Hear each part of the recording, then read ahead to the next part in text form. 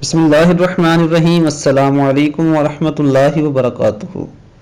حضرت عائشہ صدیقہ رضی اللہ تعالی عنہا نے رسول اللہ صلی اللہ علیہ وآلہ وسلم سے پوچھا کہ عورتوں پر تمام لوگوں میں سے کس کا حق زیادہ ہے؟ تو رسول اللہ صلی اللہ علیہ وآلہ وسلم نے ارشاد فرمایا، عورت پر سب سے زیادہ حق اس کے شوہر کا ہے۔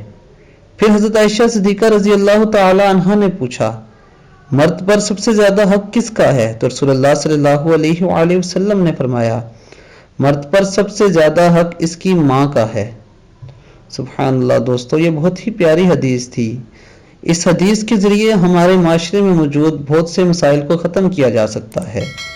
ہم اکثر یہ دیکھتے ہیں کہ گھروں کے اندر ساس اور بہو کے درمیان جھگڑا رہتا ہے۔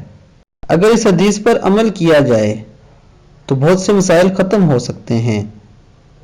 عورت کو یہ بات محسوس کرنی چاہیے کہ اس پر سب سے زیادہ حق اس کے شوہر کا ہے، لیکن اس کے ساتھ ساتھ یہ بات بھی یاد رکھنی چاہیے کہ اس کے شوہر پر سب سے زیادہ حق اگر کسی کا ہے تو اس کی ماں کا ہے۔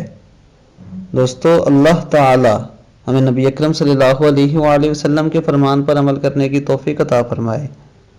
اب تک کے لیے اتنا ہی، اپنا بہت خیال رکھیے گا۔ اللہ حافظ۔